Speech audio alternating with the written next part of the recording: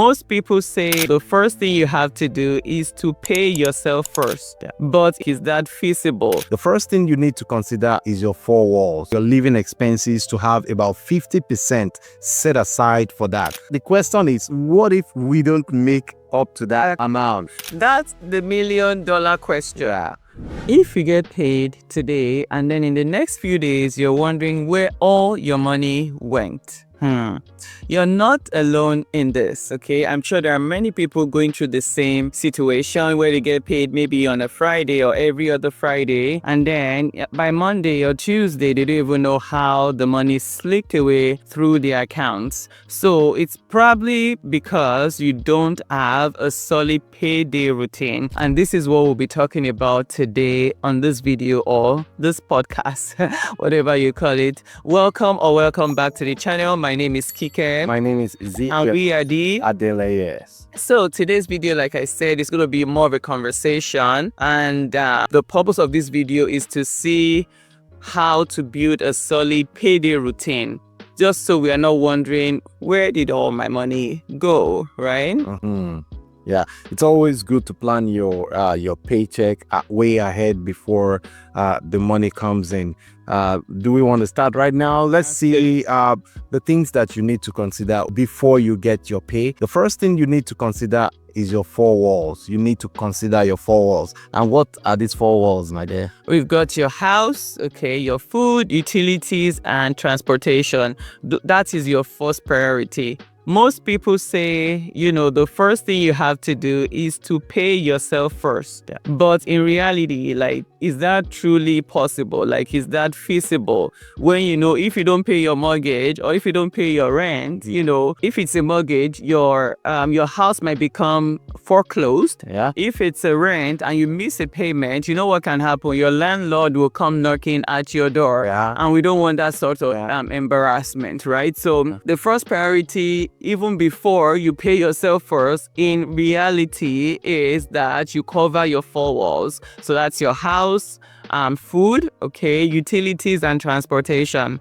And if you have children, that's like your topmost priority ever. Yeah. Always cover your four walls first. Yeah, you actually need to cover your four walls. Your shelter matters a lot. You paying for house and paying for utilities. You don't want your water to be cut off, right? You want to have water, you want to have power, you want to have energy, right? So, and you also have to pay for gas, right? Because you go into work, that is the source of your income. You have to put money aside for that. And the second one is that you have to look after your future. You have to look after your future. This is when you put money into investments, probably into ETF. You putting money into mutual funds, you're putting money into RSP. This is what you also want to consider. And the third one is that you want to put money aside for savings. You want to save for the rainy day.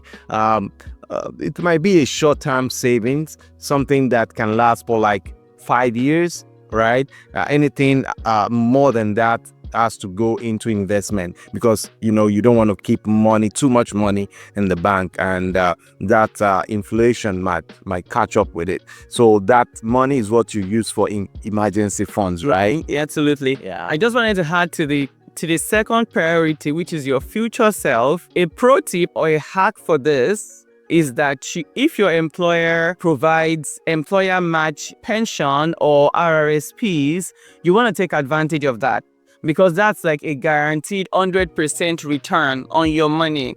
So if your employer is offering that employer match pension, employer match RSP, please take advantage of that right away before you move into the third priority, which is saving for your any short-term goals that you have, and also your debt pay down. So if you want to purchase a car, if you're thinking of buying a house soon, yes, you want to start saving towards a down payment. Yeah. Or if you have high interest debt, Yeah. High interest debt. It's so important that you pay off your high interest debt before even thinking about saving up for a down payment, or maybe buying a car or splurging on a vacation, right? So paying off your high interest debt is very important. Yeah, very, very important.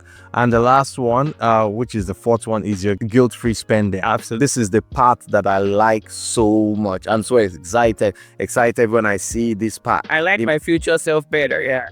Yeah, your guilt-free spending. It's though you don't have to feel bad about it, when you are signing a portion of your pay to do this. Probably you have a jacket that you've been eyeing, you have something, a bag or anything that you want to buy, and you've not been budgeting for it. This money goes right into it, right, my dear? So now let's talk a little bit about gross pay and net pay, and we want to dive into what percentages you should actually be allocating to these categories. We've talked about your four walls, we've talked about your future self, any short-term or long-term goals that you may have, debt pay down, and guilt-free spending. So what percentage of your pay do you want to allocate to these categories? So here's the thing, your gross pay is not the same as your net pay. All right, so your gross pay is your total earnings before taxes and deductions are taken out. Okay, so your net pay is your take-home pay after taxes and deductions are being taken out. Okay, so here's the thing, you are not as rich as your gross pay. Not as rich as you think. You are not as rich as your gross pay. Okay, so you have to keep that at the back of your mind. So let's say you're earning $40 an hour. That's your gross pay. At the end of the day, when all the deductions and taxes have been taken out, guess what? You're left with maybe $28 Around that, around per 20. hour. That's your actual take-home pay. So you have to be very, very mindful of that. What percentage do you actually want to allocate, to those categories that we talked about?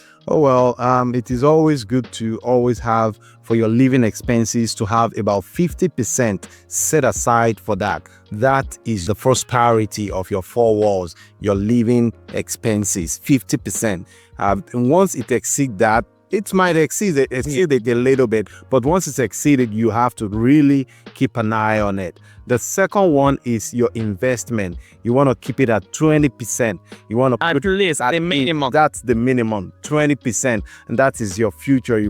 That's your investment. You want it to keep compounding, right? So you want to put enough in there. You just don't want to put something like nothing in there. You want to put something significant in there. That's why you have to put about 20% into your investment. And the next one is your savings and debt, if you're paying down debt. Yeah, when you're paying for debt, the emergency fund, right? 10%. You want 10% to go into that. At least. Okay. Yeah. So when we're talking about debt, we have to be very clear. If you have high interest debt, you want to make sure you're paying that down like aggressively. Yeah. Do you understand? Yeah. Like you're not putting in 10%. If you're owing like 20% interest on a credit card, guess what? You should be paying it down aggressively with every extra penny that you earn. Yeah.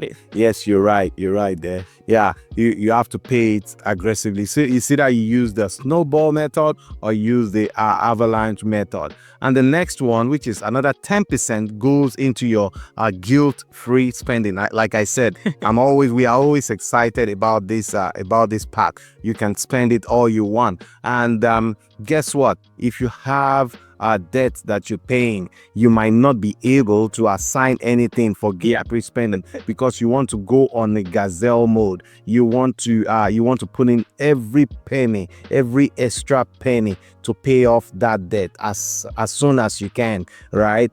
So you might not be entitled to any. I know it sounds harsh, but but then it is what it is. You want to live like no one else now, so you can what? Live and spend and give like no one else later, right? Yeah. So, and the last one is charity.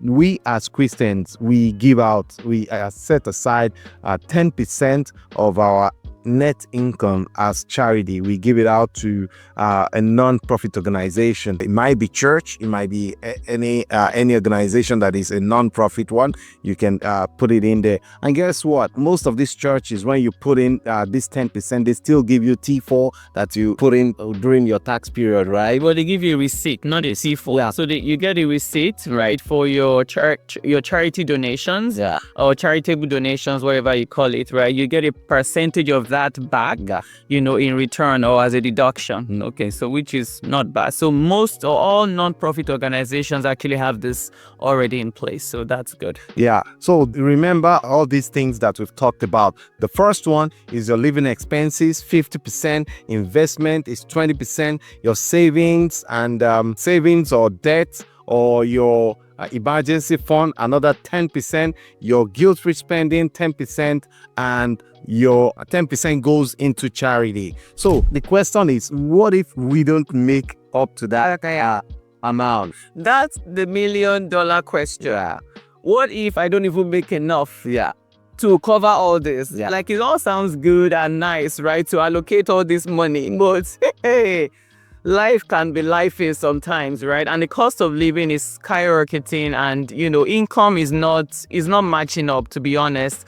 But we have some tips for you that you can hopefully consider, and and hopefully would help you with your situation. And the first thing is always to see where you can cut down on your expenses. Yeah. So that's always the first thing, to be honest. Yeah. That's how we started.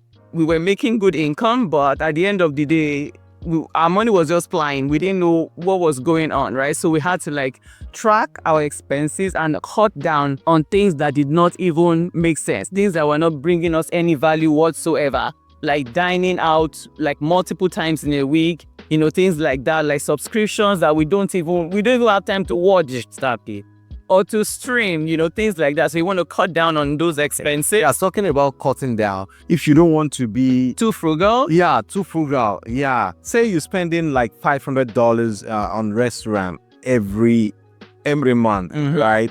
So you might say, in the next 6 months, I want to build a habit of saving from that $500, right? The first month, you might go by $450. You spend $450, or let's say you spend $450. Then the $50 goes to savings or investment. Then the second month, you cut it down again to $400, right? The second month, so you take out the $100 and put it aside into something meaningful, like that, until it gets to the 5th or 6th month, right? Yeah. Let's say 5th month, you now want to spend $250, right? You just don't want to cut it down like that. Boom, that you are denying yourself something. Right? Yeah. So, but then if you build that habit through cutting it down bit by bit, then you get used to it. Then the $250 can actually go into restaurant and you pace yourself on it, and the remaining $250 will go into something. That's actually very, very smart. Flesh and blood has not revealed that to you. Yeah, so we can start with that. But at the end of the day, we can all agree that there's a limit to how much you can cut down on your expenses. Yeah. So this is why we're going to talk about the second tip here, which is to increase your income. Yeah. Yeah, so look for ways to increase your income.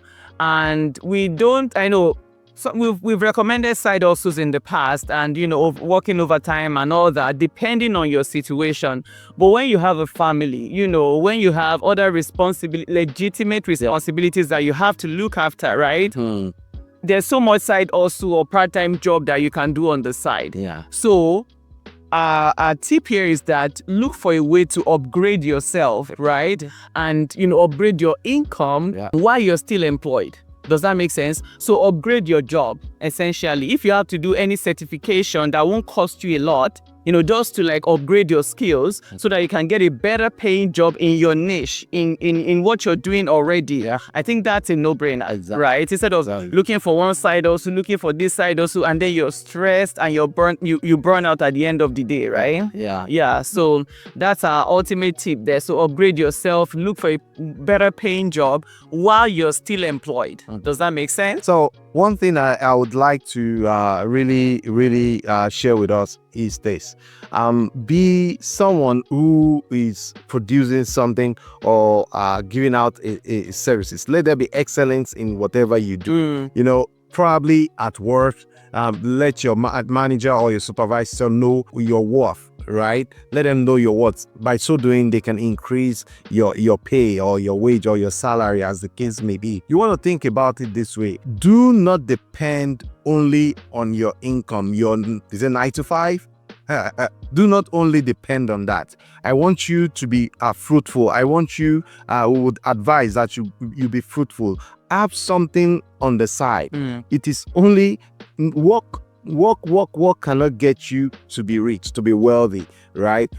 Oh, I know most people, what we say that your income is what can actually make you to be wealthy, right? So like the employment income, yeah, right? Yeah, but then income. But then you still need to hustle.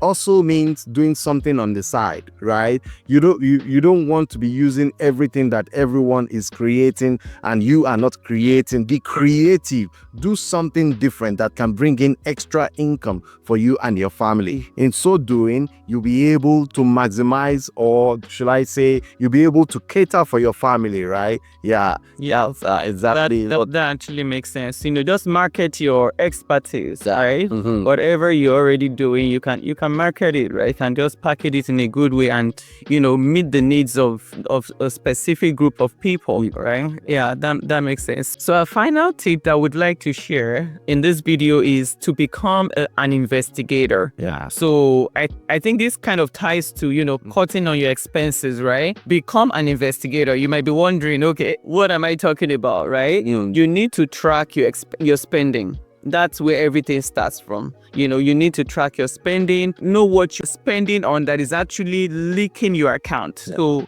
you might call it a money pit, right? So know your money pit. Usually it won't be more than one or two categories that you're spending too much on. Honestly, when you actually sit down and you take a pen, you take a paper, whatever, or spreadsheet, whatever, and start writing down. Check your credit card statement, check your checking account statement, and actually write down, you know, what is this thing that is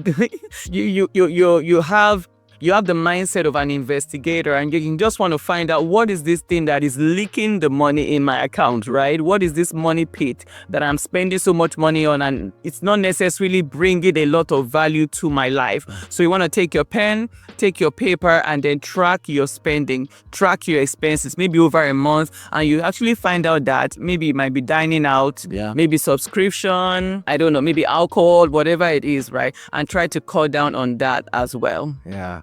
Thank you so much. That's it, guys. You've heard it. Before your money comes in, know how much you're getting, know how much you have to spend every 2 weeks or every month, as the case may be. So we've come to the end of this show or podcast right now. Please subscribe, hit the like button if any of these things that we've shared with you resonate with you. Just make sure you just click on the like button, subscribe, and also if you want to see more about our videos, there are part of our videos that we talked about budgeting. You can get that in this video. Thank you.